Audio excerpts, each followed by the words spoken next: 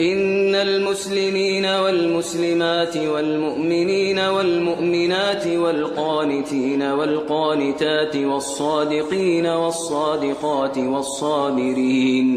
والصابرين والصابرات والخاشعين والخاشعات والمتصدقين والمتصدقات والصائمين والصائمات والحافظين فروجهم والحافظات والذاكرين الله كثيرا والذاكرات أعد الله لهم مغفرة وأجرا عظيما. وما كان لمؤمن